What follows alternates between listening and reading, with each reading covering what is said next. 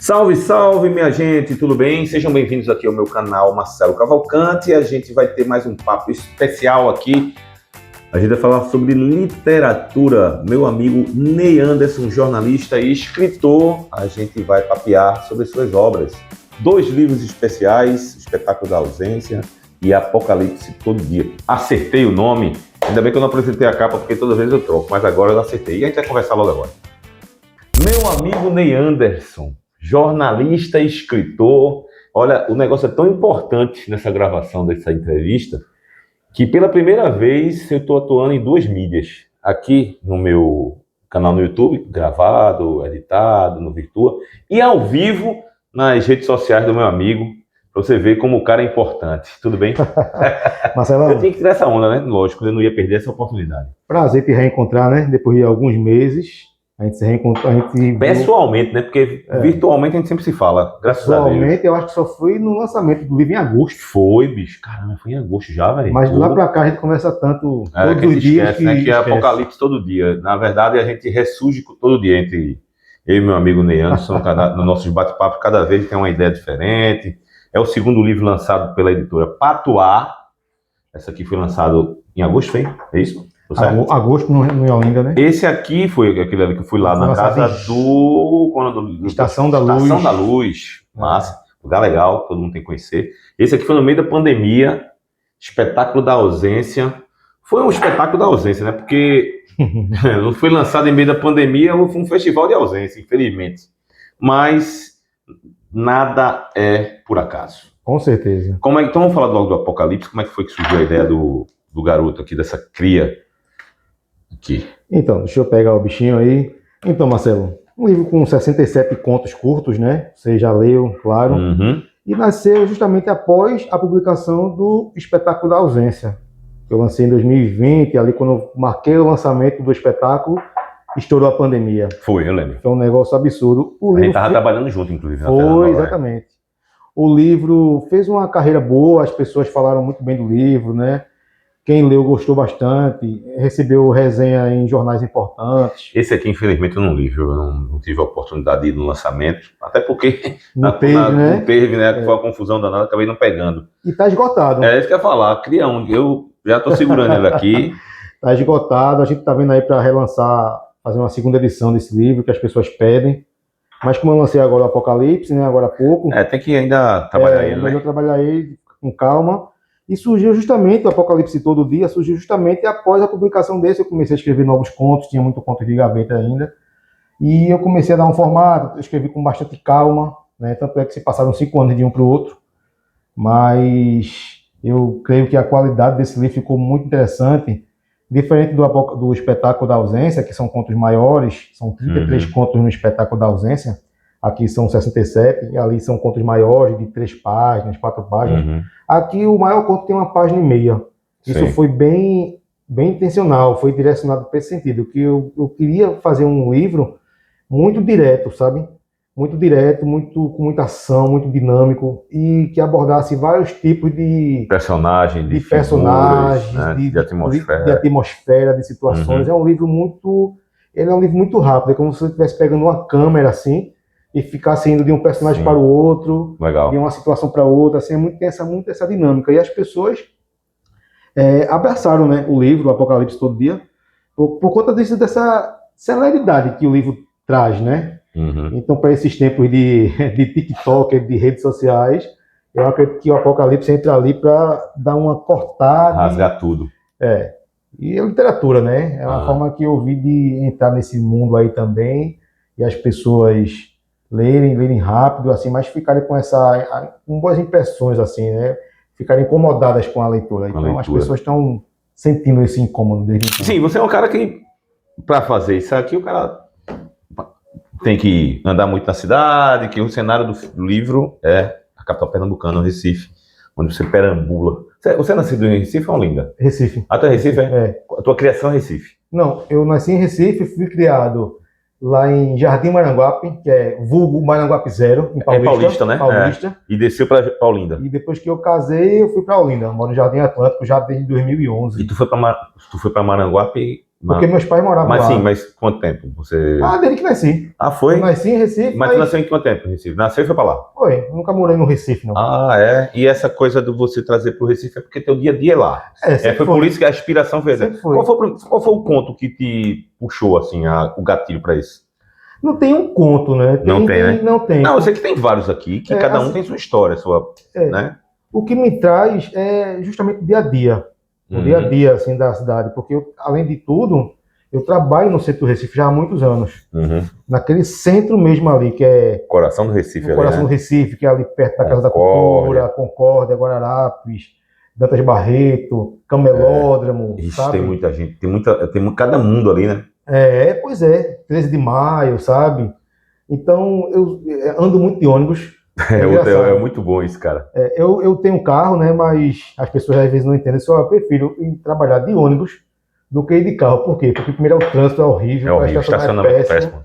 E de ônibus eu vou lendo e vou anotando ideias. Cara, eu já li tanto livro no ônibus, cara. Eu leio demais. Eu já li tanto livro. Tem gente que fica tonto, né? Tem gente que não gosta, eu também nunca tive isso. Já disseram que fica com a vista ruim, fica meio estrábico, né? Mas aí é questão do hábito de leitura teu também, né? Se você lê sempre, tá lendo sempre, onde dá besteira.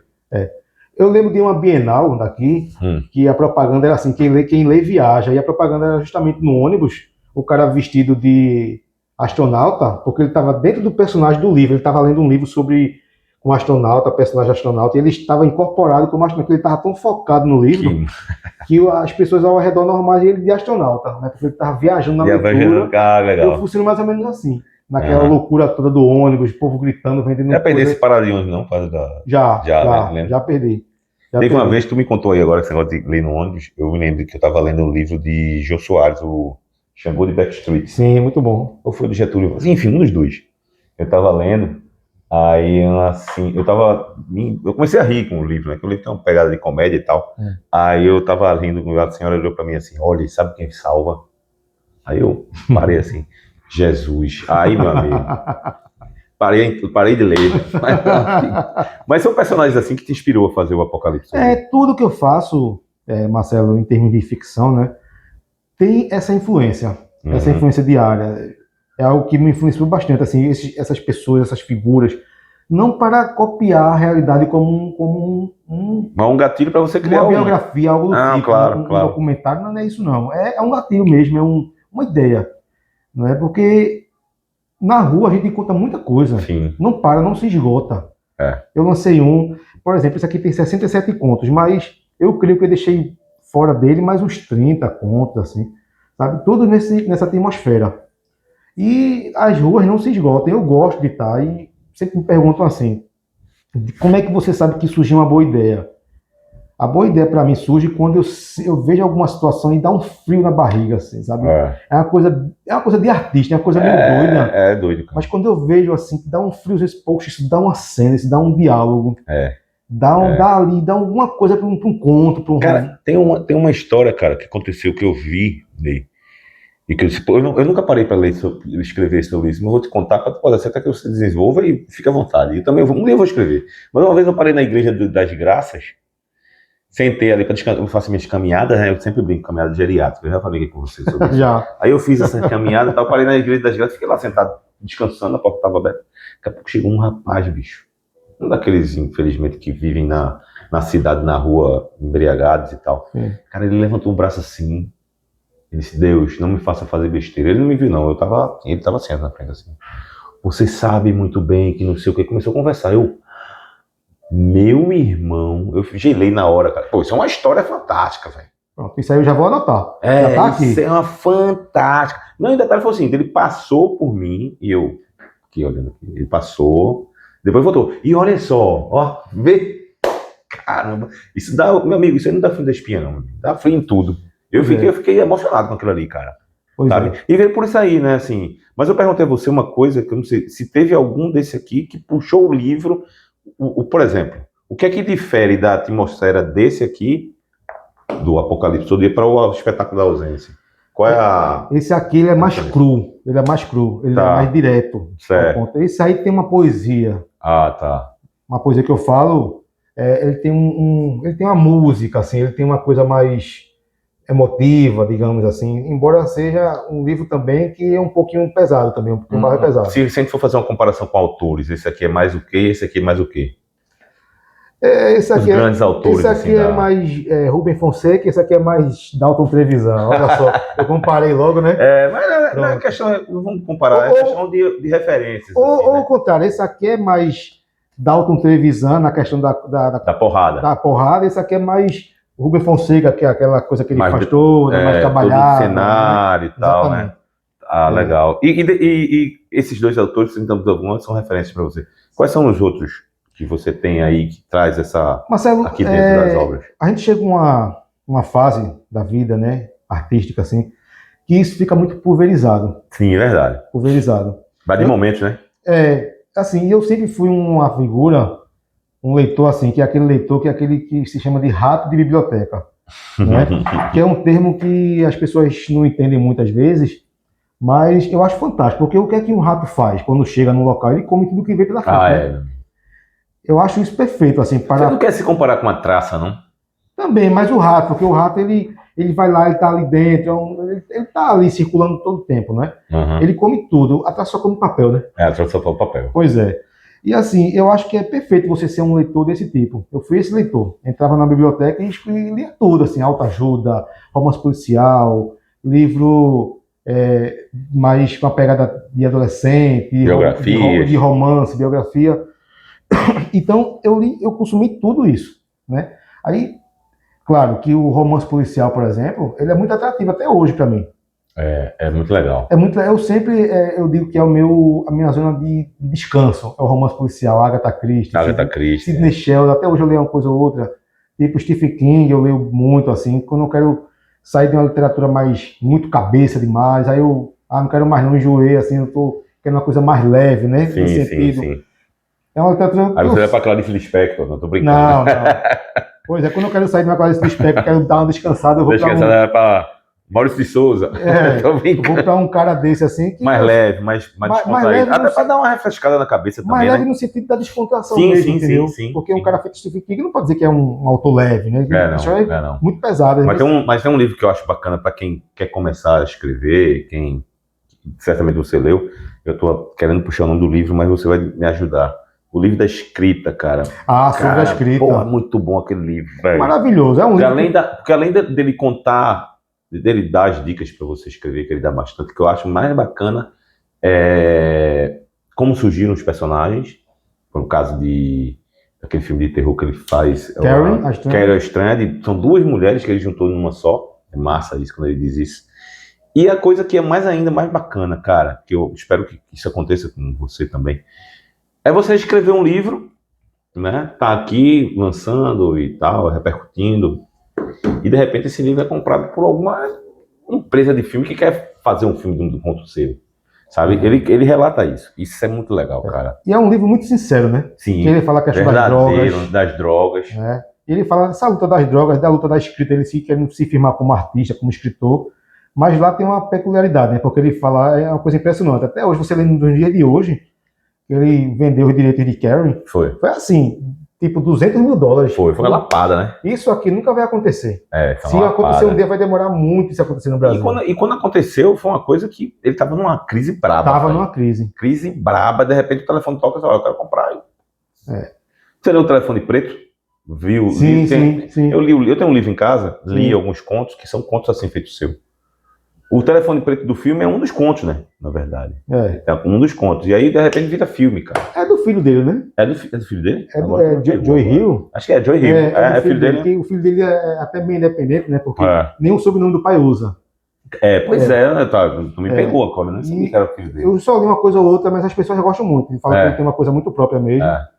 Então, assim... Como é que tá sendo a repercussão de ambos os livros? Agora eu tô colocar espetáculo. Trazer ele pra cá. Claro. Pessoal da live, olha que espetacular. Aqui tem que saber brincar aqui com o negócio. Como é que foi a repercussão dos dois? Um foi mais difícil, que foi pandemia, mas mesmo assim você conseguiu aí, no caso, esgotar ele, né? Esgotou e teve uma repercussão boa, Marcelo. Assim, eu também sou crítico literário, né? Você sabe? Sim. Esse ano, Angústia Criadora. Inclusive, a Angústia Criadora vai completar agora, em maio, 15 anos no ar. Caramba. 15 anos no ar. Adolescente. que é o site você chama, né, um portal, um site, né? um site de crítica Se literária. você fosse usar o artigo feminino, o gênero feminino, eu ia dizer que deveria fazer a festa dos 15 anos de debutante. Pois é. Só para deixar aqui, é www.angustiacriadora.com. Tem também no Instagram, @angustiacriadora, né? Aí o que acontece? Eu sou crítico literário também, há já bastante tempo, e quando eu lancei o espetáculo da ausência, eu fiquei meio com receio. E agora? Será que vão bater muito em mim, né? Você dá aquelas tapas, né?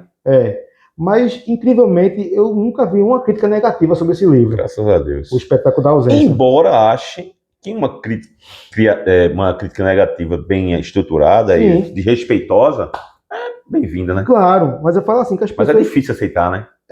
Exatamente, mas eu falo na crítica negativa assim, das pessoas encontrarem defeitos no livro. Sim. E eu fiquei muito surpreso porque não vi uma crítica desse tipo. As pessoas gostaram mesmo, alguns jornais importantes deram matérias, resenhas sobre ele, e fez o seu percurso, né?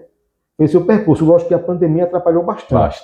Porque eu não consegui... Eu lamentei muito, Ney, por isso, sabia, cara? Porque eu sei do seu empenho, de gostar e tal, e de repente, quando lança um livro, tá danada da pandemia, cara. Esse é um livro que abre, muito me orgulha, com 2 textos aqui, de 2 pessoas, assim, para mim, geniais. Primeiro é de Luiz Antônio de Assis Brasil, que é o cara que ele criou a oficina de literatura mais antiga do país, lá da PUC, do Rio Grande do Sul. Tem doutorado hoje em dia. Eu nunca tinha conhecido o Assis, pessoalmente, conheci a obra, e mandei esse livro para ele na época.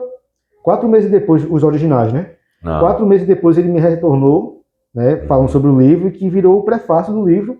Ele já começa: meu caro Ney, você, além de formidável escritor, é um cara paciente, que eu não cobrei nada. Aí ele fala: sem ser dramático, é das coisas melhores que li nos últimos tempos. Que bom, já ganhou o livro, né? Exatamente. Em seguida de Raimundo Carreiro, né? Somente. Então, os 2 grandes mestres da escrita criativa no país. Né? Já começou assim, com essa chancela, com esse carinho assim. E o livro foi fazendo seu percurso, teve a pandemia que atrapalhou um pouco, mas foi a ponte para esse aqui. E a capa tem outro destaque, eu acho massa essa capa, cara. Aqui na live também. Rapaz, 2 câmeras. Rapaz, eu entrevistei aqui a nossa Hermila Guedes, que vai pro ar antes dessa. Já foi pro ar, né? Vamos falar que isso aqui vai pro futuro. Não teve tantas câmeras como tá tendo a entrevista com ele aqui.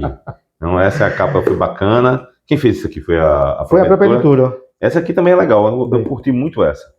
E essa daqui também tem uma... Isso aí eu não tenho controle nenhum, é a editora ela que criou e você aprova. Design... Mas você aprova, logicamente, né? Não, ela mandou já assim, perguntando se eu tinha gostado, né? A editora que manda, né? Sim, mas você podia muito bem dizer assim... Não gostei, detestei. Podia dizer, né? Mas eu achei muito legal porque ela captou, que é inclusive o nome vamos dar o nome aqui, né? Foi a Carla Oliveira, que é engraçado, né? O nome da minha esposa, Carla Oliveira.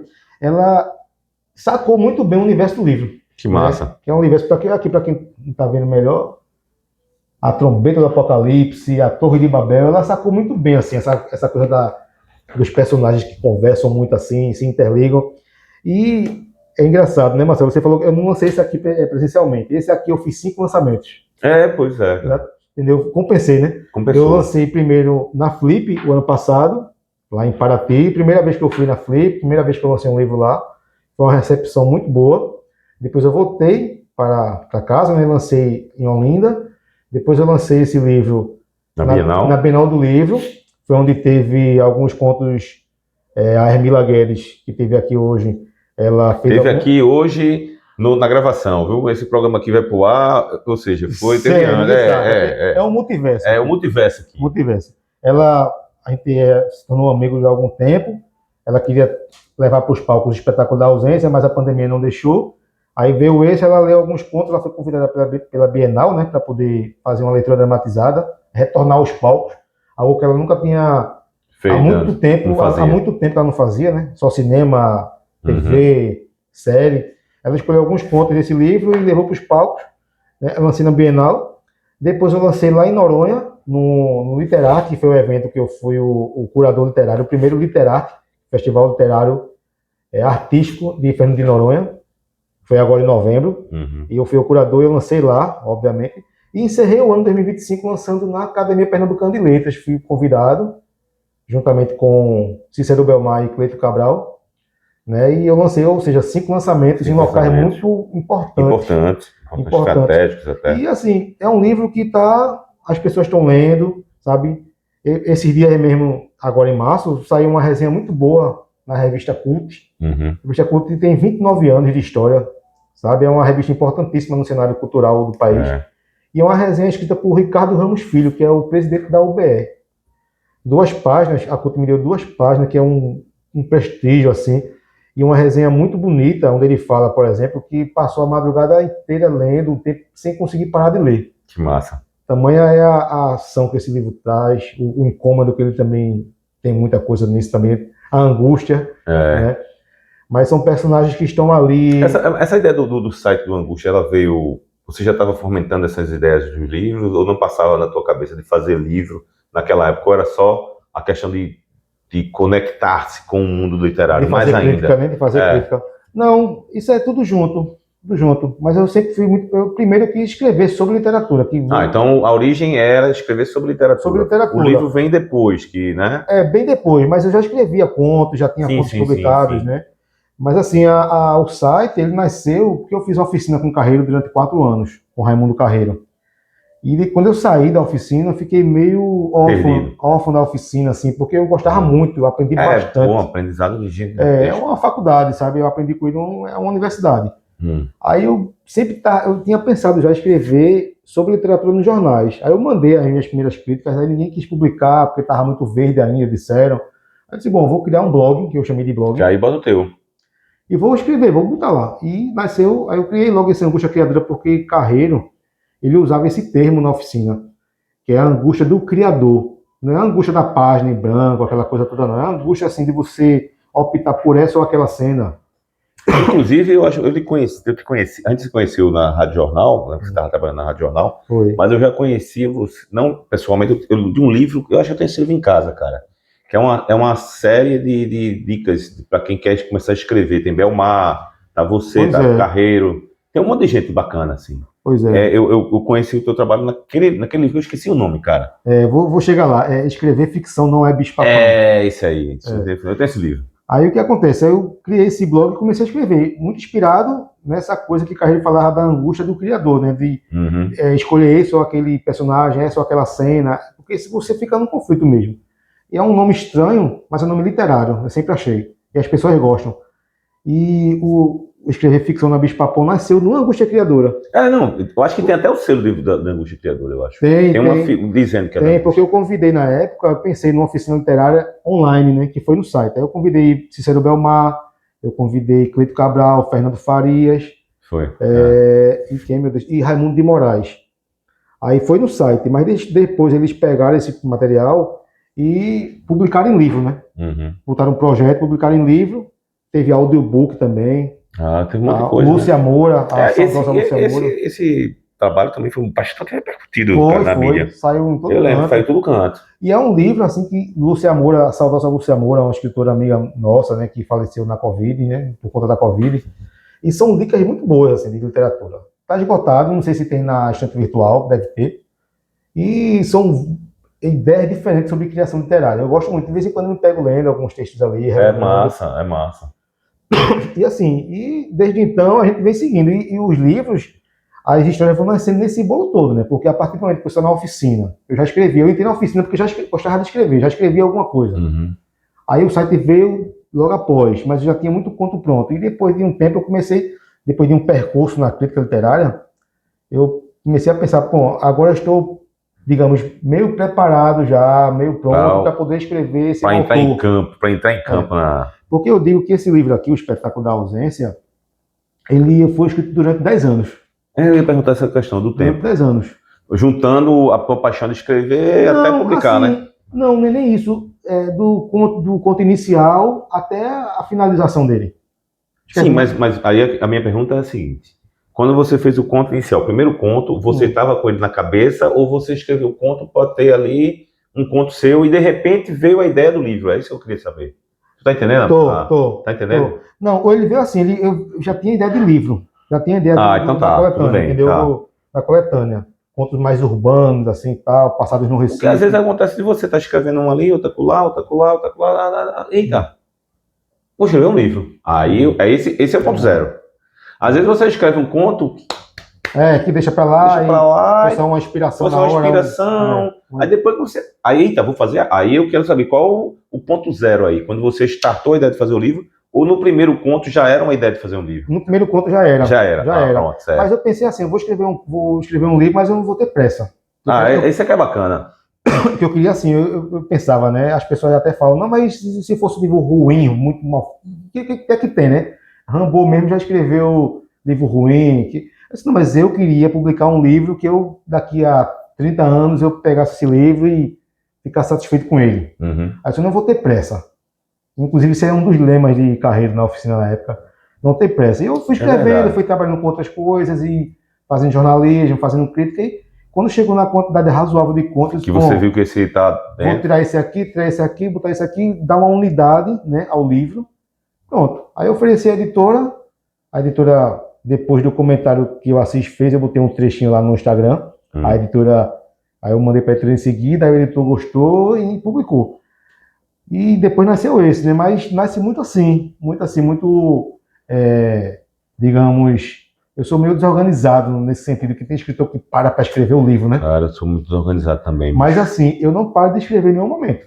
Porque é bom dizer às pessoas o seguinte, que escrever e ler também é um exercício que é como a musculação, a academia, que a pessoa vai ter que... Todo dia você vai melhorando, vai errando, vai puxando de lá, puxando de cá. E nessa, acaba... Eu escrevo todos os dias no sentido de anotar ideias, anotar frases. Eu tenho no Drive, na nuvem, várias pastinhas. Por exemplo, eu tenho 5 livros iniciados. 5 livros com temáticas diferentes, assim, mas do meu jeitinho, né? Sei. Do meu jeito, assim, esse meu jeito meio pesadinho, assim, dos temas. Mas são 5 livros, são 5 temas que eu sempre quis escrever e estou alimentando. As histórias vêm nascendo. Quando nasce, você tem um livro lá, né? Eu anoto, boto lá, anoto mesmo em papel, gravo também no celular. Eu tenho um WhatsApp, né, que é um grupo comigo mesmo, que é Criação Literária. Que eu vejo alguma coisa na rua, não dá para anotar, eu pego, gravo, ou tiro uma foto. Mas é isso. E assim, a cidade, o dia a dia, eu não saberia ser, por exemplo, um escritor que ficasse assim, sentado dentro de casa, esperando ideias. Não tem como, cara. Eu acho que pra mim não funciona dessa forma. Como, cara? Eu tenho que andar. Cara, mas tem algum escritor que é assim? Já vi muita gente falando que faz uma viagem. Desculpa o palavrão, agora fiquei... Faz uma viagem, volta e vai escrever. Não. Viagem, mas mesmo assim, a viagem, mas por exemplo, tá aqui nessa sala aqui. O cara passar um mês aqui nessa sala e sair alguma ideia, meu amigo, é um gênio. Exatamente. Mas aí é que tá. A literatura tem muito disso, né? Essa coisa do gênio, né? Porque, por exemplo, eu tenho uma, porque eu não me lembro da ideia, mas teve uma vez que eu estava na parada de ônibus, na Dança Barreto, faz muito tempo, eu trabalhava em Olinda. Rapaz, eu tava parado ali esperando o ônibus, aí tava uma discussão entre 2 vendedores, assim, um esculhambando o outro. Aí daqui a pouco aparece a mulher, esculhambando todo mundo. Meu irmão, eu fiquei viajando naquilo ali, irmão. Porque assim, eu fico nessa viagem, sabe? Não sei se você é assim também. Quem é essa mulher aí, bicho? O que é que ela tá fazendo aqui? Ela tá tão... demais. Meu irmão. Aí o outro também disse, pô, esse cara é todo engraçado. Eu comecei a ficar viajando nessa conexão dos 3. E é nesse ponto que você tá falando.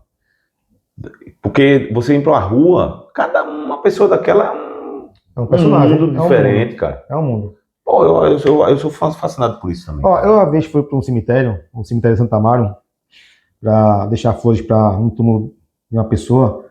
E no túmulo do lado tinham 5 irmãos, assim, uns 50 e poucos anos, acho que 3 mulheres e 2 homens. E na hora um deles pegou o celular para ligar para um outro, acho que era irmão também.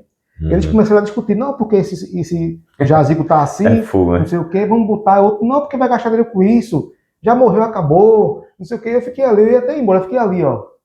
Já tinha feito oração, já tinha feito minhas homenagens, mas eu fiquei ali esperando pra ver o que tava. O que tá acontecendo. Eu disse, poxa, isso aí dá uma história massa, isso cada um personagem desse, cada um capítulo dá um personagem. Muito massa isso, cara, sabe? Eu fico viajando nessas coisas, velho. E quando eu comecei a escrever mesmo, eu ficava muito preocupado, Marcelo, por exemplo, com o ambiente, né? Poxa, eu gosto tanto do Recife, será que isso vai, como é que se diz, vai deixar muito local o livro, por exemplo, a história vai ficar muito local demais com sotaque. No meu livro não tem sotaque, né? É a questão do cenário. E depois eu me desprendi disso, assim. Porque a grande sacada do livro, do seu, e também do caso, por exemplo, do filme de Kleber Mendonça, que é o Agente Secreto, é a mensagem. Que ela pode chegar até na Austrália. Porque são dramas universais. Cara. Exatamente. Entendeu? Pode ser aqui, pode ser na Austrália, pode ser onde for. Aí há muito tempo eu deixei isso de lado. Tem que deixar de lado. E é engraçado que acontece comigo a mesma coisa que acontece com o Kleber, no sentido das perguntas. Mas por que o Recife? Porque eu sou daqui, pô. A gente tá muito acostumado a ler coisas assim. Eu vou fazer no Rio, vou fazer em... a gente tá muito acostumado. Por exemplo, o Jorge Amado escreveu a vida toda com qual cenário, por exemplo? Salvador. Capitães de Areia Salvador e na Bahia, né? O cenário total, entendeu? Capitães de Areia. Rubem Fonseca, Rio de Janeiro. Né? Rui Castro também. Dalton Trevisan, Curitiba, né? Entendeu? Então, sabe, Gabriel Garcia Marques. Eu não sei, assim... Então, eles criam assim, aí quando vem para o Nordeste, eu sempre percebi isso quando vem para o Recife, mas por que o Recife? Porque Recife sabe? É uma capital como uma outra capital de um porto como porque no fundo, essa pergunta quer dizer assim, você está regionalizando demais sua literatura, está muito local demais, porque você não leva sua literatura para os Estados Unidos, não precisa, porque são dramas humanos. Eu já tirei isso da minha cabeça e é o que eu faço, é a mesma coisa que Kleber faz, né, que eu acho muito interessante, que eu sempre gostei muito de Kleber Mendonça Filho, porque ele tem essa coisa que eu tenho com o Recife também. Essa coisa eu fico pensando assim. Olha só, eu recentemente fiz uma entrevista para uma matéria que eu estou fazendo para o restaurante Leite, que está em reforma e tal. Sim. Eu até falei para a proprietária assim, na entrevista, disse, porque o restaurante Leite tem um cenário bem mais antigo do que o Imperador, por exemplo. Que é onde passa a cena da briga lá do filme do Agente Secreto. Só que depois ela me lembrou que o filme, parece que o Aquário se passa lá no Leite. Mas vamos dizer que não tenha existido a questão do Aquário. Vamos dizer que ele tenha escolhido o Imperador como o filme, né? O cenário vindo e ignorado o Leite. Que eu acho que é bacana também dele, nesse toque. E é o que acontece com você também. Bom, ele escolheu aquele restaurante ali porque provavelmente ele, como trabalhou no Jornal do Comércio trabalhava ali, ele ia almoçar e ele, esse lugar aqui é massa, velho. É onde eu vivi a minha vida aqui. Pronto. Não, então esse filme é muito regionalizado porque você fez um filme onde você... Eu acho, assim, eu tenho minhas restrições em relação aos filmes de Kleber, mas esse aí eu acho que é uma virtude dele, entendeu? É onde eu vivi, cara, eu quero fazer o filme aqui. Qual é o problema? E veja que curioso, o mundo inteiro está celebrando isso. Veja que coisa interessante, né? Eu acho uma bobagem, Recife cara. sendo visto no mundo inteiro, velho. Eu acho isso massa. Aí, por exemplo, o primeiro filme grande badalado que foi o Som ao Redor foi em Setúbal, inclusive perto aqui de onde a gente tá. Né? E em Setúbal, todo mundo elogiou o filme, uns gostaram, outros não gostaram, agora não interessa. Mas o filme foi feito ali onde ele viveu. Isso eu acho também legal. É um cenário, é onde está a criatividade dele, até gatilhos e tantas outras coisas que pode ser uma coisa particular dele que ele está levando para o mundo. Quanto a isso, eu acho massa. E o que eu acho massa também, de trazer para o livro um cenário. Como tem aquele nosso colega Carlos, lá de Minas Gerais, como é o nome dele? Que eu conheci Carlos lá no Carlos Eduardo, não, Carlos Marcelo. Sim. Ele fez um livro em Noronha? Noronha. Presos no Paraíso, maravilhoso. Um romance policial. Não, porque o filme é na ilha, pelo amor de Deus. Agora tem uma pergunta para fazer para você, para a gente fechar, que eu esqueci de tocar, tem que tocar nesse assunto. Você falou aí que Rambo tem livros que ele não fez, ruins, assim, vamos colocar assim. Que me disseram, né? Certo, mas tocar numa outra arte que você gosta, tem disco ruim no Mato Grosso. É muito difícil. Né? É muito difícil, assim. Tem disco de ruim no Mato Grosso? São discos... Tem alguma música que você fala, que música? Não tem não, né? Não tem não, né? Não, será que ele tá aqui ao vivo? Tá não, acho que não, mas... Não, nem um exemplo, assim, uma referência. E, pra mim, tudo... Se nem cantar, tirei o pau no gato. Isso que eu ia falar, parabéns pra você, é genial. Mas se você pegar a discografia dele inteira, tem uma coerência ali. Tem uma coerência. Não, sim, eu não estou dizendo que não é coerente, não, mas evidentemente um grande artista como o Ney e tantos outros grandes artistas tem a sua derrapada no seu ponto de vista. Veja que engraçado. Porque às vezes a derrapada no seu ponto de vista pro Brasil de uma forma geral, talvez seja até uma qualidade, que isso é muito de cada um, né?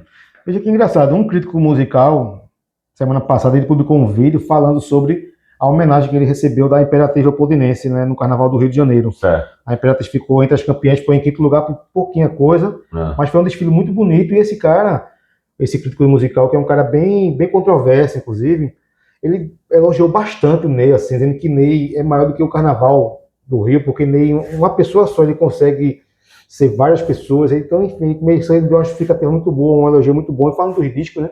E ele cita assim, ele disse, Ney deu um derrapado na carreira, ele fala, né, lá. Aí ele, pra mim, ele deu. Aí ele fala de 3 discos, que ele disse, não, discos horríveis de Ney Matogrosso. Ele fala de Pois É, ele fala de Destino de Aventureiro e de outro disco. Quando eu ouvi isso, eu disse, caramba, são os discos que eu mais escuto. Pois é, cada um e cada um. São os discos que eu mais escuto, porque tem uma coisa ali nos anos 80, sabe, que aquele cara do teclado, do Lincoln Olivetti, né? Sim, Olivetti. Que anos 80 só deu ele, né? Só deu ele. E eu acho uma atmosfera assim, que Ney Matogrosso por é um mistério, é meio misteriosa, as músicas bem diferentonas assim, diferente do disco dos anos 70, por exemplo. Os anos 80 é uma coisa meio misteriosa, uma coisa mais, sei lá, uma coisa meio alienígena, sabe? Uma coisa meio fora da órbita, assim. Aí o cara falou que detestava os discos, e eu... Esse é o disco que você... eu mais gosto, sabe? Assim, um dos que eu mais gosto, né? Agora, lógico, tem coisa romântica demais, que eu escuto menos, mas eu gosto para ouvir a interpretação dele. Mas, particularmente, eu gosto mais do pop. A fase pop. Não, o Ney Matogrosso pop, assim, ele ser ele mesmo, assim, aquela coisa pop pra frente, feito essa turnê que ele vem desde 2019, né? O Bloco na Rua. Bloco na Rua. Que não perde força, é inacreditável. Ele estava em Brasília agora, novamente, depois de umas 10 vezes com esse mesmo turnê. Que, na verdade, acaba sendo o pop e o rock, acaba sendo o berço do Ney Matogrosso, cara. É claro. Né? Porque ele veio do Secos e Molhados, né? Claro. A questão do MPB já vem do talento dele, da coisa de que ele experimentar outras coisas, mas o berço do Ney claro, é o rock. Claro. É um antes e um depois. Com certeza. Eu tava vendo um vídeo dele hoje com o Chico Buarque, um vídeo antigo, ele cantando lá em Muchacha de Copacabana. Você vê que anos 70 já é uma figura totalmente diferente. Foi bom tu falar de Chico Buarque, porque a minha uma das versões mais bonitas que eu tenho da música de Chico Buarque é Ney que faz, que é Tantamar. Eu acho essa versão que ele faz linda, velho. Linda. Mas as filhas do Chico Buarque falam isso, que eu acho melhor do que a versão de Chico Buarque. Ney é o intérprete do Chico Buarque. Eu acho melhor do que a Chico Buarque, assim. Aquela versão que Ney faz de Tantamar. Linda, cara. As filhas falam pra ele, Chico já falou isso em entrevista, em documentário, assim, ó, o Ney, ele dá corpo às suas músicas, ele é melhor do que você. Assim, ele dá corpo, ele dá vida às suas músicas. Até porque Chico Buarque, vamos combinar, é um baita de um compositor, não tem o que dizer dele. Agora, ele como um cantor e intérprete, porque ele interpreta as músicas dele do jeito que ele faz ali, e já Ney pega uma música dele e dá uma potencializada, interpreta do que aquilo que Chico Buarque quer colocar. Olha, né? E Chico não consegue muito, porque não é dele, não é a mãe que tá pra dele. O negócio dele é mais compor, cantar e tocar ali, aquela coisa. Ney é uma coisa chega a ser teatral, no sentido, teatral, né? Teatral. Do espetáculo aí no negócio. E é intérprete, né? E assim, um exemplo, né? Hermila interpretou alguns contos. Se eu ler aqui, não pega a mesma carga. Exato, é isso. Quando eu vi Hermila interpretando os contos, caramba, velho, meus personagens ganharam vida. Pois é, outra coisa. Mas é um texto meu, ela não mudou uma vírgula, mas é um texto mesmo, uma coisa música, né? A mesma coisa. Uma coisa, Marcelo, eu não queria deixar passar. O que seria dos Secos e Molhados se não tivesse nem mais frente meu irmão, talvez fosse mesmo qualquer outra banda dos anos 70, seria uma banda daquela, né? Isso é uma daquela. Seria uma banda que eu acho até, Marcelo, que teve um documentário agora sobre os Secos e Molhados no Canal Brasil, que eu acho que o documentário é bom, interessante, mas eu acho que ainda mesmo assim não deu o peso da importância que os Secos e Molhados deu naquela época, né? Pra quem não sabe, foi um furor. Você que é mais jovem, eu não vivi os Secos e Molhados, mas eu sei que meu pai foi e tal.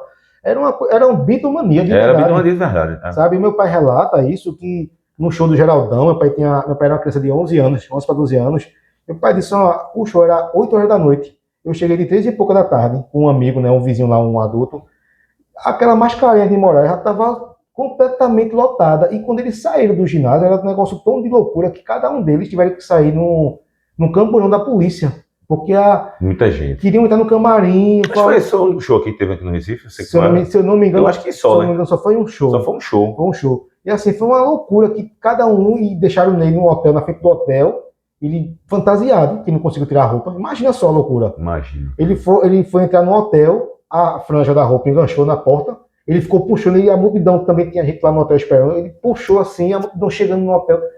Para vocês terem uma ideia da loucura, da uma confusão ventomania, sabe? É. Então acho que ainda precisa ser feito um grande filme ainda sobre o grupo, que isso não foi mostrado mesmo, assim, essa coisa louca. Porque eu acho que talvez tenha muitos problemas de tipo assim, não pode falar disso.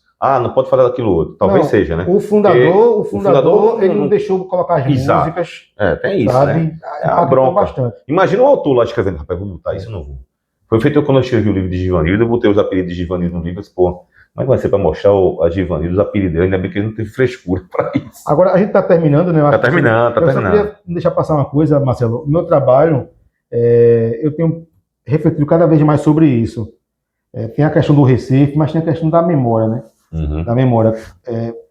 Eu acho que a literatura é esse campo, assim, onde a gente coloca tudo que a gente viveu, tudo que a gente passa no dia a dia, todas as pessoas que passaram pela nossa vida, a gente, de alguma forma, a literatura, ela é esse campo onde absorve tudo isso. Sim. Quando eu estou escrevendo um personagem, uma cena, eu começo a notar muito isso, sabe? Poxa, isso parece com alguém que eu gostava muito, essa pessoa morreu.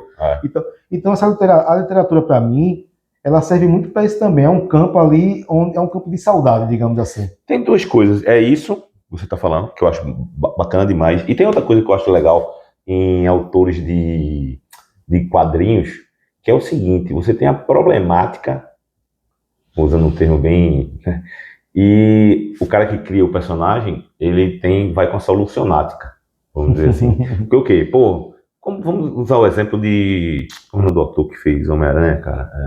Do autor? Do ator. Do autor. Eita, deu um branco em mim, vou ter que editar aqui agora, porque eu não posso falhar.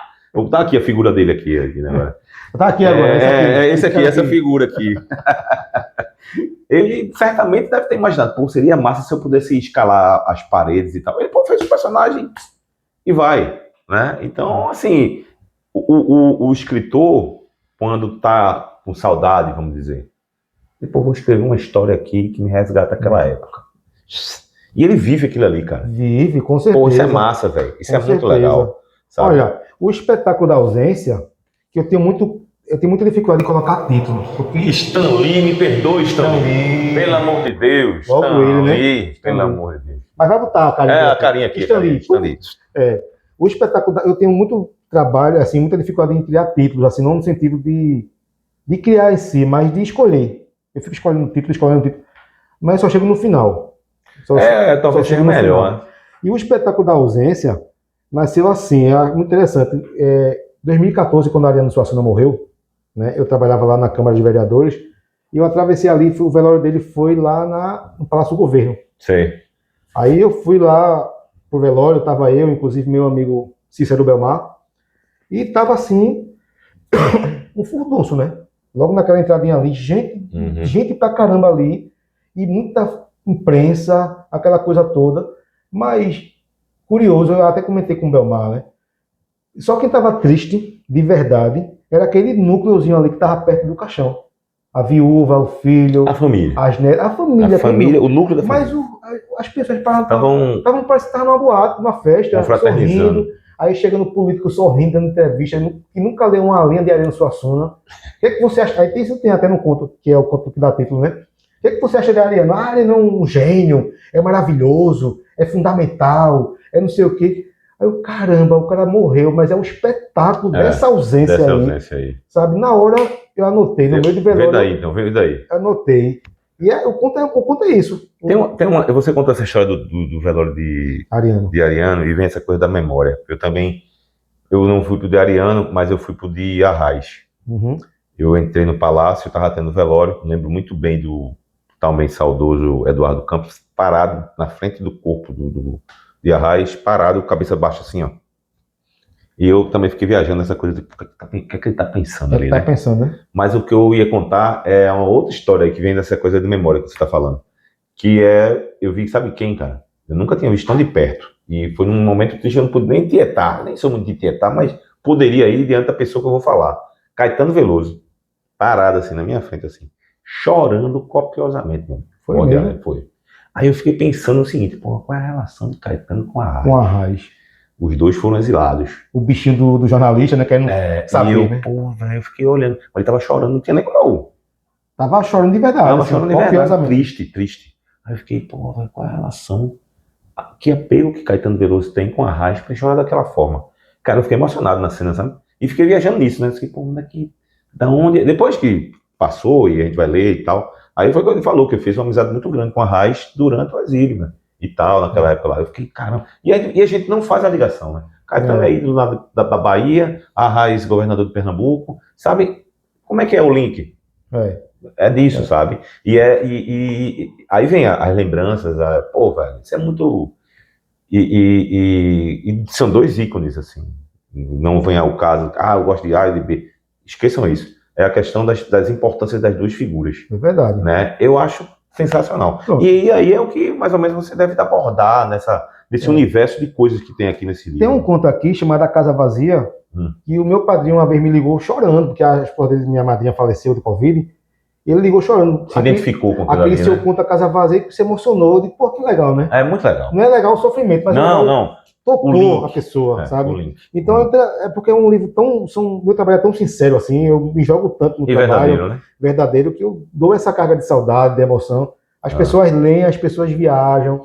O filme Agente Secreto, ele tem essa busca da questão da memória, de você lembrar, de você não apagar. Meu irmão, sinceramente, eu acho que você sabe, eu tenho um museu na minha cabeça, eu me lembro de muitas coisas, cara. Pois é, aquele final do Agente Secreto, que ele fala, né? Que as pessoas não falam, não queriam um final assim, mas aquilo ali é o desdém pela memória. É pela memória. Sabe? Exato. A pessoa, o cara sofreu tanto, lutou tanto, chega num filho aqui. E outra coisa, Ney, as pessoas hoje em dia, é tudo hoje, né? Passou. Não, mas pra você chegar hoje, teve ontem, né, meu amigo? Exatamente. Teve ontem, É um grande memorial. Ney Anderson, O Espetáculo da Ausência, o primeiro livro, que foi lançado em 2020, né? Em plena pandemia. Devia ser o contrário, por causa do apocalipse. Isso mas são bem conectados. Se bem que a Ausência também são bem conectados. A época, né? E isso aqui é o Apocalipse todo dia. Aqui, galera do live. Eita. Diga aqui, ó. Eu posso fazer. A patroa tá chamando aqui a vigilância é pesada, viu, galera? E aqui. Pronto. Beleza. Eu posso só fazer um peixinho aqui? Eita, caiu. A Virtua, cuidado, Virtua. Aqui, ó. Orelha de Marcelino Freire. Tá? E comentários aqui na quarta capa, ó. De Ana Paula Maia, Raimundo Carreiro, Paulo Scott, Tito Leite, Marcela Dantes e Santiago Nazarian. É um livro que eu tenho muito carinho por ele, tá aí na Amazon. Comprem, pelo amor de Deus. Autor no Brasil precisa vender, no mundo inteiro, né?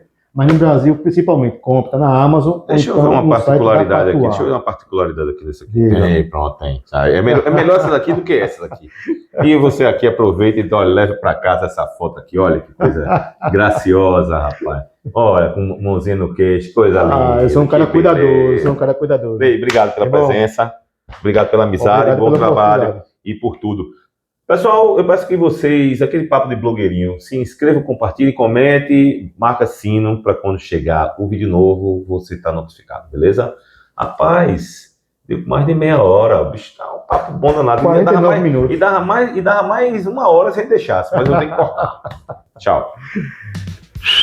E aí, vai. Comprem, viu? Comprem, aqui ó, Marcelo Cavalcante, dá um oi aqui. Olha aqui. Esse aqui tá esgotado, né? Mas tem que mandar novo. Esse aqui tem que vender. Rapaz, eu esqueci de tirar uma onda aqui, bicho, que era... Quem é esse aqui? É pra minha esposa. É o único.